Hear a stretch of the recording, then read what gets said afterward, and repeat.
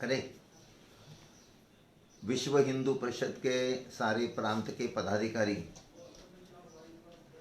और आप सभी कार्यकर्ता भाइयों बहनों, आप सभी को मेरा सादर जय श्री राम। आज 9 मई है। ठीक 480 साल पहले 9 मई 1540 ये महाराणा प्रताप का जन्मदिन है। तो आज हम एक विलक्षण योग है कि भारत के पराक्रम के इतिहास की चर्चा करने के लिए हम एकत्रित आए हैं और भारतीय सभी दुनिया के स्वतंत्र सैनिकों के आदर्श महान पराक्रमी मेवाड़ के वीर महाराणा प्रताप, उनकी आज जन्म जयंती है। मैं विनायक देशपांडे, विश्व हिंदू परिषद का केंद्रीय संगठन महामंत्री, आप सभी के सम्मुख भारत का पराक्रम का इतिहास और संघर्ष इस विषय पर बात रख रहा हूं। दोस्तों, हम सब जानते हैं कि 150 साल तक अंग्रेजों ने अपने देश पर राज्य किया। अंग्रेज ये कभी नहीं चाहते थे कि हिंदू समाज में स्वाभिमान निर्माण हो जाए। हिंदू समाज के मन में अपना धर्म, अपनी संस्कृति, अपना इतिहास, इसके संदर्भ में भ्रम निर्माण होना चाहिए, अनास्था निर्माण होना चाहिए। इसके लिए अंग्रेजों ने भरसक प्रयत्न किए। उनका राज्य था, शिक्षा पद्धति उनकी थी, इतिहास लिखने वाले उनकी प्रेरणा से लिखते थे और इसलिए अंग्रेज ने अपने भारत का इतिहास तोड़ मरोड़ कर प्रस्तुत किया। जो अपने पराक्रम के प्रेरणा देने वाले प्रसंग थे वो उन्होंने डिलीट कर दिए और उन्होंने दुष्प्रचार किया कि भारत का इतिहास ये पराभव का इतिहास है। स्वाभिमान जैसी कोई भी चीज हिंदुओं के पूर्वजों ने अपनी की नहीं। लेकिन क्या ये सच है? ये 100% झूठ है, गलत है। तो भारत का सही इतिहास क्या है? भाइयों बहनों, विलक्षण पराक्रम और संघर्ष का अपने भारत का इतिहास है। जितना पराक्रम और जितना संघर्ष हम हिंदुओं ने गत 1000 साल में किया है, शायद ही दुनिया के किसी समाज ने या देश ने किया होगा।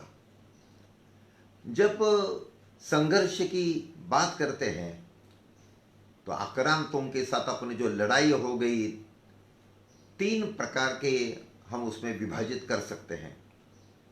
पहला जो आक्रमण था यूनानियों का, शकों का, हुणों का, कुषाणों का, वो केवल राजनीतिक आक्रमण था। दूसरा आक्रमण मुसलमानों का, माने अरबों का, तुर्कों का, अफगानों का, मुगलों का, वो राजनीतिक भी था और धार्मिक भी था। और तीसरा आक्रमण था अंग्रेजों का, डचों का, पुर्तगीजों का, फ्रेंचों का। वो बहुआयामी था, वो धार्मिक भी था, सांस्कृतिक भी था, सामाजिक भी था, आर्थिक भी था और राजनीतिक भी था। आज के अपने विषय में हम पहले 2 आक्रमणों का विचार करते हैं। जो अंग्रेजों ने अपना इतिहास लिखा है उसमें सिकंदर से उन्होंने प्रारंभ किया। 2500 साल पहले सिकंदर अलेक्जेंडर का हिंदुस्तान पर आक्रमण हो गया। सुप्रसिद्ध झेलम की लड़ाई हो गई और महाराजा पुरु, या कुछ लोग उसको पौरस कहते हैं, उन्होंने सिकंदर को हराया। इतना ही नहीं तो मालव और शूद्रक, ये दोनों छोटे गणराज्य थे, एकत्रित आकर उन्होंने सिकंदर के साथ लोहा लिया और उस लड़ाई में सिकंदर की सेना परास्त हो गई और एक हिंदू पराक्रमी वीर का बाण सिकंदर के सीने में घुस गया। रणांगण में सिकंदर बेहोश हो गया। लेकिन बेहोश हुए राजा को हम हिंदू मारते नहीं और भागने वाली सेना का हम पीछा करते नहीं, इसलिए सिकंदर उस समय बच गया। परंतु उस चोट का इतना विलक्षण परिणाम हुआ कि वापस जाते समय इस युद्ध के 21वें दिन रास्ते में सिकंदर ने दम तोड़ दिया। सिकंदर के बाद लगभग 1500 पर्वत पर आ गया। लेकिन उस समय भारत का सम्राट चंद्रगुप्त था। वो अपनी चतुरंग सेना लेकर कहाँ पाटलिपुत्र और कहाँ हिंदुकुश पर्वत 2000 किलोमीटर का प्रवास करते हुए पहुंचा और धमासान निकोटर की गाजर मूली जैसे कटने लगी। वो डर गया, शरण में आ गया, समझौता में वचन दिया और अपनी 16 साल की लड़की हेलन उसने चंद्रगुप्त मौर्य को अर्पित की। उसके लगभग 150 पौने 200 साल के बाद तीसरा यूनानी राजा डेमेट्रियस का आक्रमण हो गया। उस समय कलिंग का जैन राजा खारवेल ने उसको हराया। उसके बाद चौथा मिनांडर आ गया।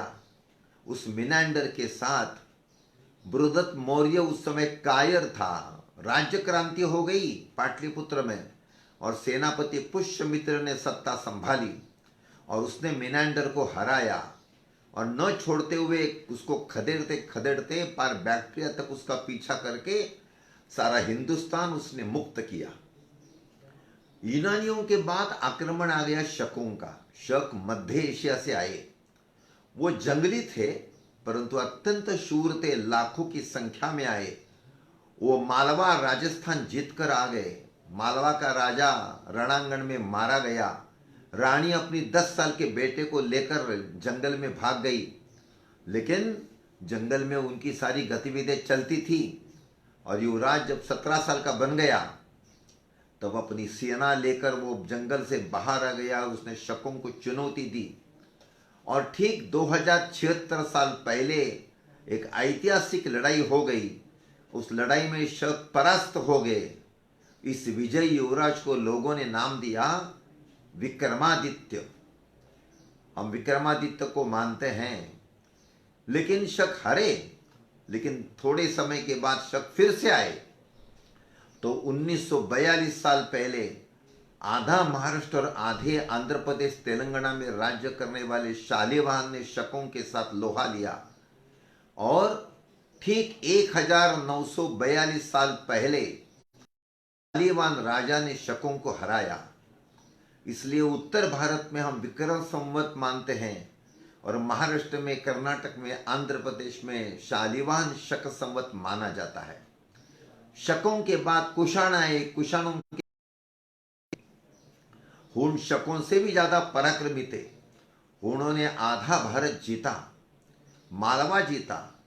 उस समय मालवा में एक मंदसौर में राजा था यशोधर्मा। अन्य सारे हिंदू राजाओं को एकत्रित करके एक संगठित सेना तैयार हो गई और हुणों का राजा मिहिरगोल, उसको उन्होंने हराया। तो शक, कुषाण, हुण सभी को हमने परास्त किया। तो ये नहीं, ये भारत में रहे। हम इन सारे आक्रांतों को हजम किया, वो सारे के सारे हिंदू संस्कृति में समाविष्ट हो गए। उस समय की एक घटना मैं आपको बताना चाहता हूं। तुर्कस्तान में एक इस्तांबुल नाम का नगर है। उस इस्तांबुल में एक बहुत बड़ी लाइब्रेरी है, उसका नाम है मकतब ए सुल्तानिया। उसमें अरबी कविताओं की एक पुस्तक है। उस पुस्तक का नाम है सेवुर उल ओकुल। हजरत मोहम्मद पैगंबर साहब के पहले की वो कविता है। दोस्तों, उन कविताओं में एक कविता है, वो महाराजा विक्रमादित्य के संबंध में है। उसमें विक्रमादित्य की भूरी भूरी प्रशंसा की है। विक्रमादित्य अरबस्तान तक आ गया था, इस पद्धति का उसमें वर्णन है। और हम अंधेरे में थे और इस अंधेरे प्रदेश में प्रकाश लाने का काम हिंद के विक्रमादित्य ने किया, ऐसा उस कविता में लिखा है। मैंने वहां तक हम पहुंचे थे, यही इससे अर्थ ध्वनित होता है। अभी हम जाते हैं मुसलमानों के आक्रमण के पास। हमें इतिहास में पढ़ाया जाता है कि मोहम्मद बिन कासिम से मुसलमानों का आक्रमण शुरू हो गया, लेकिन ये सच नहीं है। भाइयों बहनों, इस्लाम का अपने हिंदुस्तान में पहला आक्रमण हो गया 636 में मुंबई के पास थाने नाम के बंदरगाह पर। आज वो बहुत बड़ा नगर निगम है। पहला आक्रमण हो गया। उस समय के हिंदू राजा ने उनको हराया। दूसरा आक्रमण गुजरात के भरूच में हुआ। वहां के हिंदू राजा ने मुसल अरबों को हराया। तीसरा आक्रमण 644 में सिंध पर हुआ, सेनापति हरास मारा गया। फिर एक के बाद एक अरबों के आक्रमण सिंध पर होते रहे। 644 से 711 लगभग 10-11 बार अरबों ने आक्रमण किया सिंध पर, लेकिन मुंगेरा हो या सेनापति उबैदुल्ला हो, सारे के सारे अल्लाह के पास चले गए, जिहाद के नारे ठंडे हो गए। परंतु दुर्भाग्य से 711 में मोहम्मद बिन कासिम विजयी हो गया और सिंध का राजा दाहिर परास्त हो गया। दोपहर तक हम जीत रहे थे, लेकिन दाहिर रणांगण में मारा गया और युद्ध की बाजी पलट दी। लेकिन दाहिर की पहली पत्नी रानी बाई, दूसरी पत्नी लाड़ी बाई, युवराज जयसिंह, लेकिन सभी हार गए। और फिर राओर में जो सिंध की राजधानी थी, उस किले के अंदर रानी बाई के नेतृत्व में भारत के इतिहास का पहला जौहर हो गया। दोस्तों, हिंदुस्तान का पहला जौहर महारानी पद्मावती के द्वारा नहीं हुआ है, रानी बाई के द्वारा हो गया। सिंध मुसलमानों के कब्जे में गया, लेकिन हिंदू चुप नहीं बैठे। दाहिर का बेटा जयसिंह आक्रमण करता रहा, विजय मिलाता रहा और उसने 2/3 सिंध मुक्त किया। अरब फिर से आ गए और उस समय मोर्चा संभाला बापा रावल ने। बापा रावल ने अरबों को खदेड़ा और उनका पीछा करते करते बापा रावल ने ईरान तक का मुल्क पादाक्रांत किया। रास्ते में गजनी का सुल्तान सलीम, उसको हराने के बाद सलीम ने अपनी बेटी बापा रावल को दिया। अरब बार बार आते ही थे। उस समय उज्जैन में एक घमासान लड़ाई हो गई। गुर्जर प्रतिहार सम्राट नागभट्ट ने अरबों को हराया।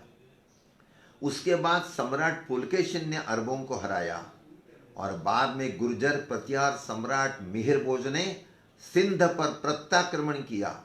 सारे अरबों को परास्त करके सारा सिंध उसने जीत लिया, मुक्त किया। और उसका जो बेटा था सम्राट महेंद्रपाल, उसने एक ऐतिहासिक काम किया। सिंध में जितने हिंदुओं का धर्मांतरण हो गया था, मुसलमान बने थे, उसने परावर्तन के सैकड़ों कार्यक्रम किए और सारे के सारे मुसलमान हिंदू धर्म में वापस आ गए। सिंध के बाद हम ध्यान देते हैं अफगानिस्तान की तरफ। आज के अफगानिस्तान का उस समय नाम था गांधार, या कुछ लोग उसको अश्वायन कहते थे। उसमें 2 महान साम्राज्य थे, एक था कपिशा काबुल और दूसरा था जाबुल। हिंदू बौद्ध राजा होते थे। देखो भाइयों, 650 से 870 लगातार 220 साल तक अरबी और तुर्की मुसलमान एक के बाद एक काबुल और जाबुल के राज्य पर आक्रमण करते रहे, लेकिन वो कभी भी नहीं जीत पाए। लगातार 220 साल तक हर लड़ाई में हिंदू बौद्ध जीते, मुसलमान हारे। 870 में जब याकूब तुर्क हार गया रणबल के साथ लड़ते समय, तो समझौता का नाटक याकूब ने किया और विश्वासघात करके धोखे से उसने रणबल को गिरफ्तार किया, मारा और हम हार गए। तो भी 100 साल सारे हिंदू बौद्ध लड़ते रहे, लेकिन 100 साल के बाद काबुल भी गया, जाबुल भी गया और सारा अफगानिस्तान मुसलमानों के पास चला गया। अभी हम नाम लेते हैं मोहम्मद गजनी का। 997 से 1030 लगातार 33 साल में 17 बार मोहम्मद गजनी ने आक्रमण किया। उसके साथ संघर्ष करने वाले हिंदू शाही राजा जयपाल, उनका बेटा आनंदपाल, त्रिनोचलपाल, भीमपाल, एक के बाद एक लड़ाइयाँ हो गई। 1009 की लड़ाई में तो हिंदू जीत रहे थे, लेकिन दुर्भाग्य से एक अग्निबाण आनंदपाल के हाथी को लगा। हाथी उन्मत्त हो गया। उनकी सेना में तो 500 से ज्यादा हाथी थे और सारे हाथियों ने शत्रु की सेना के बजाय अपनी ही सेना को कुचलना प्रारंभ किया और जीती हुई जंग हम हार गए। मोहम्मद गजनी ने बुंदेलखंड पर आक्रमण किया था, लेकिन कलिंजर का राजा विद्याधर चंदेल के साथ वो जीत नहीं पाए। दोनों बार उनको पीछे हटना पड़ा। उसने 2 बार कश्मीर पर भी आक्रमण किया, लेकिन उस समय भी वो जीत नहीं पाए। लेकिन गजनी का जब नाम आता है तब बात आती है सोमनाथ की लड़ाई की। 6, 7, 8 जनवरी 226 सोमनाथ की ऐतिहासिक लड़ाई हो गई। 50,000 हिंदुओं का बलिदान हो गया और मोहम्मद गजनी जीता। लेकिन जीतने के बाद वापस कैसे जाना? 1 लाख की सेना लेकर चालुक्य राजा भीमदेव रास्ते में खड़ा था। गजनी डर गया और इसलिए वो कच्छ के दुर्गम रास्ते से और सिंध के रेगिस्तान से मैं जाऊंगा, ऐसा उसने तय किया। परंतु उस समय रेतीले तूफान के कारण उसकी सेना बहुत बुरी तरह से मर गई। रास्ते में सिंध के जाटों ने छापामार पद्धति से हमले किए। जिन महिलाओं को बंदी बनाया था उनकी उन्होंने मुक्तता की। अनेक मुसलमानों को, तुर्कों को पकड़ाकर जब उनको उन्होंने जबरदस्ती से हिंदू भी बनाया, लेकिन इसकी जानकारी हमारे पास नहीं है। फिर एक ऐतिहासिक लड़ाई का वर्णन मैं आपके सम्मुख बता रहा हूं। मोहम्मद गजनी का भांजा था सालार मसूद। सालार मसूद ने 1033 में भारत पर आक्रमण किया। वो 1.5 लाख की सेना लेकर आया था और वो सभी लोगों को हराते हुए, जीतते हुए, अयोध्या जीतते हुए पार उत्तर प्रदेश के श्रावस्ती बहराइच तक पहुंचा। उस समय महाराजा सोहेल देव के नेतृत्व में 21 हिंदू राजा एकत्रित आए और 10 जून 1034 को एक ऐतिहासिक लड़ाई हो गई। उस लड़ाई में सालार मसूद सहित मुसलमानों की सारी सेना अल्लाह के पास चली गई। मुश्किल से मुट्ठी भर मुसलमान बचे। वो गजनी गए, या अल्लाह तौबा तौबा करते हुए उन्होंने अपनी बुराई हार का वर्णन किया। इस लड़ाई का इतना विलक्षण परिणाम हुआ कि 1034 से 1178 144 साल तक किसी भी विदेशी मुसलमान आक्रांता की हिंदुस्तान पर आक्रमण करने की हिम्मत नहीं हुई। 1178 में मोहम्मद घोरी आ गया। मोहम्मद घोरी को पराभव का पहला घूंट पिलाने का काम भाइयों एक महिला ने किया है। गुजरात की राजमाता नायकी देवी, गुजरात और राजस्थान के सीमा पर अबू पर्वत के तलहटी में कैरुद्र नाम का गांव है। वहां वो घमासान लड़ाई हो गई। उस लड़ाई में मोहम्मद घोरी हार गया, बेहोश हो गया। लेकिन बेहोश होने वाले राजा को हम मारते नहीं, भागने वाली सेना का हम पीछा करते नहीं। उसके कारण ही मोहम्मद घोरी उस समय बच निकला और फिर एक ऐतिहासिक संघर्ष शुरू हो गया मोहम्मद घोरी और महान सम्राट पृथ्वीराज चौहान के बीच। उनकी अनेक बार लड़ाइयां हो गई। हर लड़ाई में पृथ्वीराज चौहान ही जीतते थे, मोहम्मद घोरी हारता था। अनेक बार उसको जिंदा उन्होंने पकड़ा, परंतु शरणागत को अभय देना चाहिए, उदार पूर्वक पृथ्वीराज चौहान उसको छोड़ देते थे। लेकिन 1192 में हरियाणा के तराड़ी में जो अंतिम लड़ाई हुई, उसमें दुर्भाग्य से पृथ्वीराज चौहान हार गए, मोहम्मद घोरी जीता। पृथ्वीराज चौहान गिरफ्तार हो गए और मोहम्मद घोरी ने उनकी हत्या की और 1192 में दिल्ली मुसलमानों के कब्जे में चली गई। अभी देखो, जिन मुसलमानों ने 40 साल में आधा यूरोप जीता, 25-30 साल में 1/3 एशिया जीता, 30 साल में सारी उत्तर अफ्रीका जीती, उन मुसलमानों को दिल्ली जीतने के लिए 636 से 1192, माने 556 साल लगे। अगर हम हिंदू हारने वाली कौम होते तो क्या इतने साल मुसलमानों को जीतने लिखते? इतना संघर्ष, इतना प्रतिकार दुनिया में कहीं भी मुसलमानों के सामने नहीं आया जो हमने किया है। चलो, दिल्ली तो उन्होंने जीत ली। अभी हम संघर्ष की गाथा गाते हैं राजस्थान की। राजस्थान में मेवाड़ का नाम आता है तो स्वाभिमान से, प्रेरणा से एकदम भाव विभोर हर एक हिंदू हो जाता है। वहाँ एक महाराणा हम्मीर हो गए जिन्होंने 1332 में सिंगोली की लड़ाई में मोहम्मद तुगलक को हराया। उसको जिंदा पकड़ा लेकिन छोड़ दिया। जो गलती पृथ्वीराज चौहान ने की वही गलती महाराणा हमीर ने भी की। महाराणा कुंभा ने मालवा के सुल्तान को हराया, गुजरात के सुल्तान को हराया।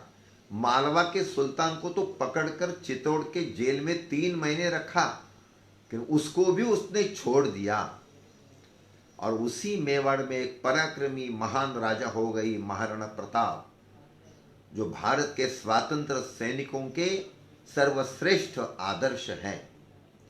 उनके अकबर के साथ लड़ाई और विलक्षण संघर्ष प्रारंभ हो गया। 21 जून 1576 की ऐतिहासिक लड़ाई में मानसिंह को, माने अकबर की मुगल सेना को हल्दीघाटी की लड़ाई में उन्होंने हराया। चित्तौड़ छोड़कर सारा मेवाड़ उन्होंने स्वतंत्र किया। राजस्थान के मेवाड़ का इतिहास माने पराक्रम का, बलिदान का एक विलक्षण इतिहास है। फिर हम जाते हैं दक्षिण में, विजयनगर। अलाउद्दीन खिलजी ने जिनको जीता था, अनेक लोगों को मुसलमान बनाया था। उसमें 2 हिंदू सरदार थे, हरिहर बुक्क। स्वामी विद्यारण्य जी ने उनको फिर से हिंदू धर्म में लाया और 1336 में विजयनगर के हिंदू साम्राज्य की प्रतिष्ठापना हो गई। 1336 से 1565 लगातार 229 साल तक विजयनगर का साम्राज्य था। उस समय उनके उत्तर में बहामनी मुसलमानों का राज्य था। सारी दक्षिण में जितने आक्रमण हुए उन सभी आक्रांतों को उन्होंने परास्त किया। उनके एक महान सम्राट हो गए कृष्णदेव राय। लेकिन दुर्भाग्य से जब रामराया महाराज बन गया तो 1565 में सारे बहामनी सुल्तान एकत्रित आ गए। तालिकोट राक्षस तगड़ी में एक घमासान लड़ाई हो गई। राम राय की सेना में 2 मुस्लिम सरदार थे, उनके पास 70,000 की सेना थी। जब विजयनगर के राज्य जीत रहा था, उस आइन मौके पर वो 2 मुसलमान सरदार अपनी सारी सेना सहित पलट गए और उन्होंने पीछे से अपने ही राजा पर आक्रमण किया। 2 पाटों में हम घिस गए और जीती हुई लड़ाई हम हार गए, मुसलमान जीते। अभी हम वर्णन करना चाहते हैं महाराष्ट्र का, मराठों का, छत्रपति शिवाजी महाराज जी का। महाराणा प्रताप और विजयनगर के साम्राज्य के बाद यह संघर्ष की मशाल मराठों ने अपने हाथों में ली और एक पराक्रम का और विजय का पर्व भारत में शुरू हो गया। 1674 में छत्रपति शिवाजी महाराज जी ने हिंदवी स्वराज्य की स्थापना की। उनके बाद छत्रपति संभाजी महाराज हो गए, छत्रपति राजाराम हो गए। परंतु 1681 में औरंगजेब 5 लाख की सेना लेकर हिंदवी स्वराज्य समाप्त करने के लिए महाराष्ट्र में आ धमका और एक ऐतिहासिक लड़ाई शुरू हो गई। भाइयों बहनों, फ्रॉम 1689 टू 1707, 1689 से 1707, ये 18 साल दुनिया के इतिहास में एक अपूर्व युद्ध हो गया, जिसको हम अंग्रेजी में कह सकते हैं पीपल्स वॉर, लोक युद्ध। कोई राजा नहीं था, कोई सेनापति नहीं था, कोई सरदार नहीं था, सारी जनता लड़ रही थी। इस लड़ाई का वर्णन करना है तो 1965 से 1976 11 साल की अमेरिका और वियतनाम की लड़ाई के साथ कर सकते हैं। उसका वर्णन किया जा सकता है। Every hut has been converted into a fort and every farmer has become a soldier. हर एक किसान सैनिक बन गया, हर एक घर ये किला बन गया। जो औरंगजेब हिंदवी स्वराज्य नष्ट करने के लिए आया था, सारी जनता संघर्ष में कूद गई और औरंगजेब की कब्र महाराष्ट्र में गई। औरंगजेब परास्त हो गया, मराठा चुप नहीं बैठे, उन्होंने तुरंत उत्तर भारत में धावा बोला। बाजीराव पेशवा, शिंदे, होलकर, भोसले, उन्होंने एक के बाद एक आक्रमण शुरू किए और आज जो पाकिस्तान में पेशावर है उसके पास एक अटक है, उस अटक से ओडिशा के कटक तक 1758 तक 2/3 भारत मराठों ने मुक्त किया। लेकिन दुर्दैव से 1761 की पानीपत की लड़ाई में मराठा हार गए, अब्दाली जीत गया। लेकिन मराठाओं ने हार नहीं मानी। महाजी सिंधिया के नेतृत्व में उन्होंने फिर से दिल्ली जीती। और देखिए 1783 से मुगल हारने तक दिल्ली के लाल किले पर 2 निशान फहराते थे। एक मुगलों का निशान था और दूसरा अपने हिंदुओं का भगवा ध्वज फहरता था। उसके बाद हम जरा वर्णन करते हैं भरतपुर के सूरजमल जाट, बुंदेलखंड के छत्रसाल बुंदेला, जिन्होंने मुगलों को हराया था। आसाम के बिना अपना ये सारा वर्णन अधूरा रह जाएगा। भाइयों बहनों, आसाम एक ऐसा एकमेव राज्य है भारत में कि जो कभी भी मुसलमान जीत नहीं पाए। 1206 में पहला आक्रमण बख्तियार खिलजी में किया, हार गया। 1670 में राम सिंह के नेतृत्व में औरंगजेब ने 1 लाख की सेना भेजी और ब्रह्मपुत्रा के तट पर सराय घाटी की ऐतिहासिक लड़ाई हुई। सेनापति लाचित बड़फुकन विजयी हो गए। आसाम मुसलमान कभी भी जीत नहीं पाए। तो ये तो संक्षेप में कुछ संघर्ष का वर्णन मैंने किया, कि मन में प्रश्न आता है कि इतना पराक्रम, इतना संघर्ष, इतने बार हम जीते तो भी इतना बड़ा भूभाग मुसलमानों के कब्जे में कैसे गया। एक बात ध्यान में रखनी चाहिए, लोग बोलते हैं कि 1000 साल तक हम मुसलमान के गुलाम थे। ये अर्ध सत्य है, क्योंकि आसाम वो कभी भी जीत नहीं पाए। 15-20 साल के लिए तमिलनाडु, केरल में उनका राज्य था। 200-250 साल महाराष्ट्र उनके कब्जे में था। मेवाड़ में तो हमेशा हार जीत की संघर्ष चलता था। तो सारा भारत मुसलमानों के कब्जे में रहा, ऐसा कभी भी नहीं। हाँ, सिंध, पंजाब का कुछ हिस्सा, उत्तर प्रदेश, बंगाल, बिहार, हाँ, ये प्रदेश 800 साल उनके राज्य में रहा। इसलिए हमने कभी नहीं कहना चाहिए कि सारा हिंदुस्तान मुसलमानों के कब्जे में था। ये बात हम सभी ने ध्यान में रखना। लेकिन तो भी हम क्यों हारे? कुछ लोग कहते हैं कि अरब, तुर्क, मुगल ज्यादा पराक्रमी थे। ये तो झूठ है, हमने इतने बार उनको हराया। कुछ लोग कहते हैं कि उनके पास आधुनिक शस्त्र थे, उनके अरबी घोड़े ज्यादा बलिष्ठ थे। हाँ, शस्त्रों का महत्व है। तोपों के कारण तो महाराणा सांगा हार गया और बाबर ये जीत गया, ये बात सही है।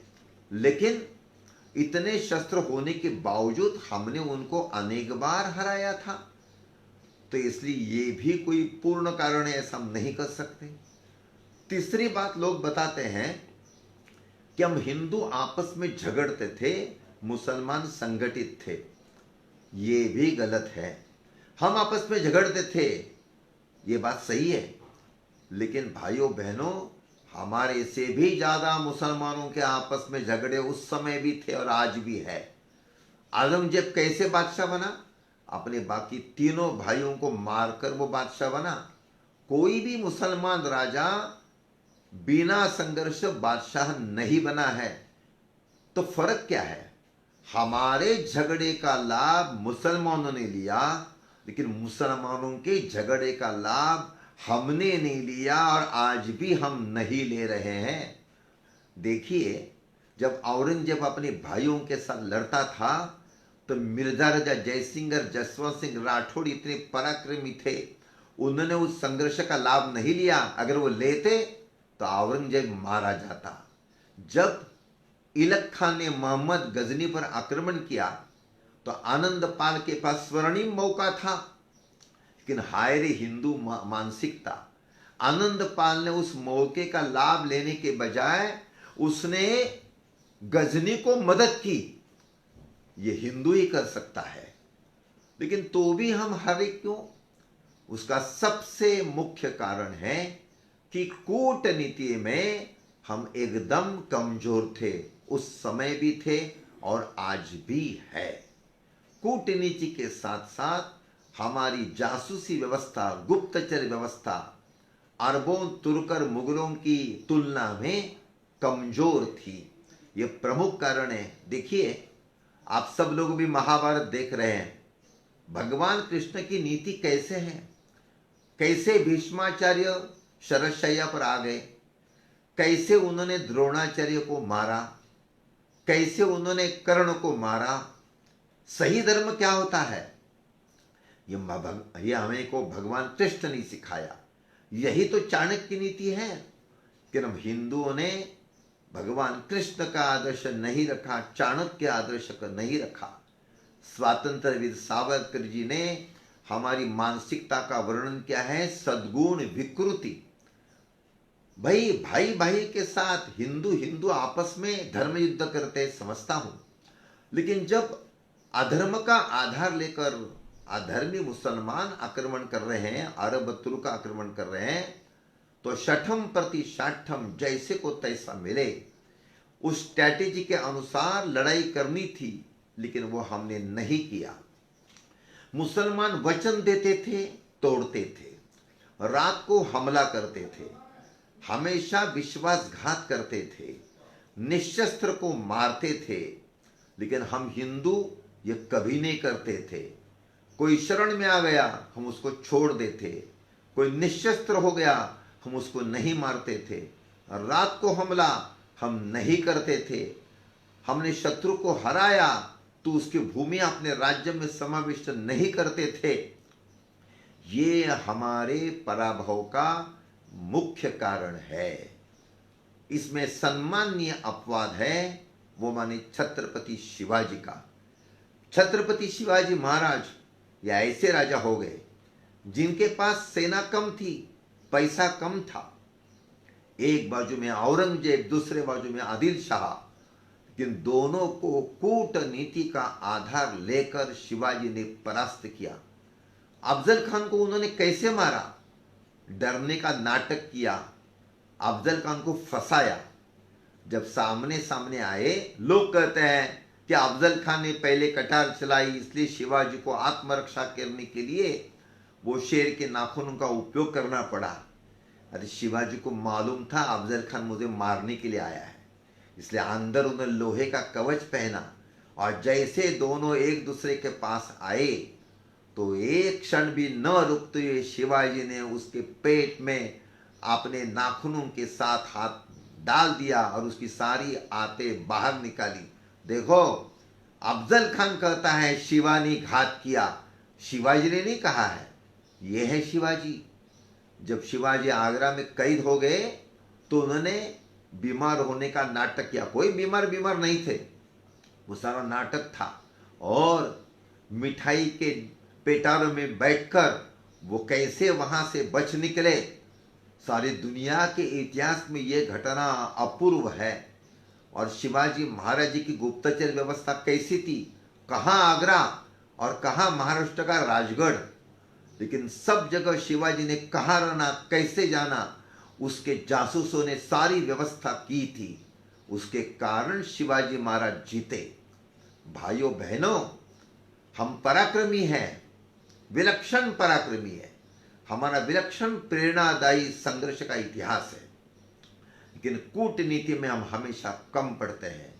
अगर कूटनीति में भी हम सबल हो गए तो दुनिया में हम नंबर 1 का देश हो जाएंगे। क्यों पाकिस्तान हमेशा इस पद्धति की सारी बातें करता है? पाकिस्तान को हमने 4 बार हराया, लेकिन हर बार टेबल पर हम हार गए, क्योंकि कूटनीति में हम पीछे थे, लेकिन आज हम कूटनीति में सबल हो रहे हैं। चाहे चाइना हो, चाहे पाकिस्तान हो, कोई हो, कूटनीति में अगर हम ठीक ढंग से बर्ताव करेंगे तो दोस्तों दुनिया का नंबर 1 का देश अपना भारत बनेगा। तो ये जो अपना पराक्रम का इतिहास है, संघर्ष का इतिहास है, वो संघर्ष का इतिहास सभी लोगों को बताना चाहिए, सभी लोगों को प्रेरणा देनी चाहिए, और जो अच्छी चीजें है वो लेनी चाहिए, जो हमारी कमियां थी वो दूर करनी चाहिए। जय श्री राम।